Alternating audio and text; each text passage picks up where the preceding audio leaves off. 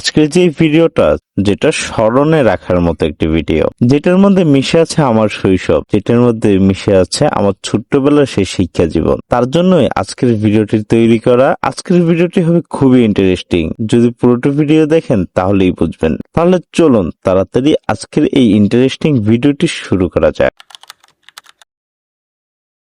ঘর থেকে বের হলাম, কি করব না করব কিছু মাথায় আসছিল না, তাই হঠাৎ করে চলে গেলাম আমাদের সে পুরনো মাদ্রাসা, যে মাদ্রাসায় আমি 10 থেকে 11 বছরও আগে পড়েছি। খুবই ইচ্ছা হচ্ছিল মাদ্রাসাটি দেখার। যখন নাকি আমি ওই রাস্তা দিয়ে যাই তখন আমার অনেক স্মৃতি মাথার মধ্যে বাড়ি খায় এবং অনেক কিছু আমার চোখের মধ্যে ভেসে উঠছে। প্রথমে আমরা দেখতে পেলাম এরকম একটি সাঁকো।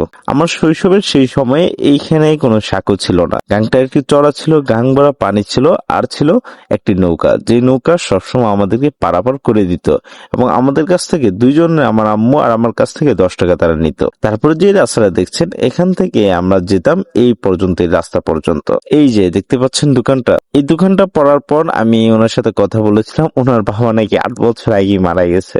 সত্যি অনেকটা কষ্টদায়ক। আমার এই দোকানে কিছু স্মৃতি ছিল। আমি যখন এই মাদ্রাসায় নতুন ভর্তি হয়েছিলাম তখন ফোন দেওয়ার জন্য এই দোকানে চলে আসতাম দৌড়িয়ে। তারপর আমি এখানে কিছুটা সুখ প্রকাশ করে চলে গেলাম আরেকটু সামনে মাদ্রাসার উদ্দেশ্যে। এটি হচ্ছে মাদ্রাসার গেট। আগে ছিল বাঁশ দিয়ে তৈরি এবং কিছু গেট ফুলের গাছ লাগানো। ওই গেট ফুলটা ওই গেটের উপরে উঠতো আর সুন্দর করে গেটটা যেমন সাজানো থাকতো। সত্যি বলতে ওই সময় খরচ কম থাকলেও অনেক আকর্ষণ এবং সুন্দর লাগতো। মাদ্রাসায় ছাত্রর অভাব ছিল না, তবে এখন মাদ্রাসা অনেক উন্নয়ন, তবে ছাত্রের দিক দিয়ে একেবারেই কম। এখনকার ছেলেমেয়েরা তো গার্জেন বন্দি অবস্থায় ছেলেমেয়েদের মানুষ করতে পছন্দ করে। তারপর মাদ্রাসার পরিবেশটা এক নজর তাকালাম, চোখ দিয়ে অটোমেটিক পানি বের হচ্ছে। এই যে আপনারা পরিত্যক্ত দুইটি ঘর দেখছেন, হাতের গেটের সাথে যে ঘরটা দেখছেন, এই ঘরটাতে আমরা মক্তব পড়েছি, নাজারা পড়েছি, কত মার খেয়েছি, কত কষ্ট করেছি, যেটা ভিডিওতে বলে বোঝানোর মতোই না। সত্যি আমার চোখ দিয়ে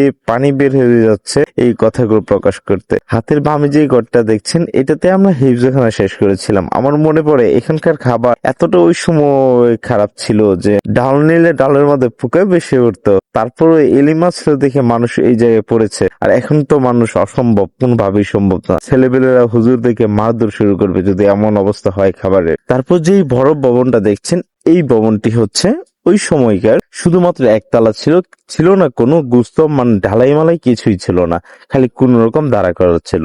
আর এখন দেখাচ্ছে 3 তালা। কত বড় মাদ্রাসার এরিয়া। এই যে একটি মাঠ দেখছেন, এই মাঠটি ছিল আগে একটি পুকুর ছিল, যেই পুকুরে প্রচুর পরিমাণ মাগুর মাছ থাকতো। তবে এখানে ওই পুরনো 10 থেকে 12 বছর আগের কিছু কিছু স্মৃতি রয়েছে। সেটা হচ্ছে এই মাদ্রাসার এই বিলটা সত্যি আমার কাছে অনেক ভালো লেগেছে। তবে মাদ্রাসার ভিতরে যে মসজিদের ভিতরে যে ঝাড়বাতিটা দেখেছি সেটাও বেশ পুরনো ওই সময়কার, আর যে মেম্বারটা দেখছেন এটাও ওই সময়কার। তারপর আমি চলে গেলাম এই মাদ্রাসার। আমি যখন পড়েছিলাম ওই সময় এই মাদ্রাসায় একজন আলেম ছিল, আব্দুল্লাহ সাহেব রহমতুল্লাহি আলাইহি। ওনার কবরটা জিয়ারত করলাম। ওই সময় এখানে একটি কবরই ছিল, এখন দেখতে দেখতে এখানে প্রায় 4 থেকে 5টি কবরের উপরে। তারপর আমার মনে হলো মাদ্রাসার বোর্ডিং এ যাওয়ার। তারপর মাদ্রাসার বোর্ডিংটা যখন দেখলাম, সত্যি মাদ্রাসার খাবারটা খাওয়ার জন্য অনেকটাই আকর্ষিত হয়ে উঠলাম। এমনকি মনে মনে ভাবতে লাগলাম যদি আবার ওই সময়টা ফিরে পেতাম, আবার ওই শৈশবটা ফিরে পেতাম, আবার ওই বন্ধু বান্ধবদের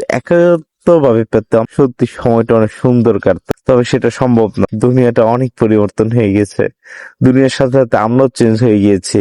মাঝে একটা সময় কত লং সময় নষ্ট করেছি এই গেম খেলে, আল্লাহ পাকি তা ভালো জানে। তবে সবাই ভালো থাকবেন। আজকের ভিডিওতে অনেক কিছু শেখার মতো আছে। প্রথমত এখান থেকে শেখার মতো কি আছে, আপনার সন্তানকে আপনি শহরের হয়তো ভালো মানের লেখাপড়া করাতে চান, গ্রামের মাদ্রাসায় সম্ভব। একটা জিনিস মাথায় রাখতে হবে, আপনি আপনার ছেলেকে প্রাইভেট প্রতিষ্ঠানে পড়াবেন, সে বন্দি থাকবে। আর যদি আপনার সন্তানকে আপনি এরকম খোলা হলে পড়ান, আপনার সন্তানের জন্য যা অত্যন্ত ভালো হবে। তো ভালো থাকবেন, সুস্থ থাকবেন। টাটা, বাই বাই, আল্লাহ হাফেজ।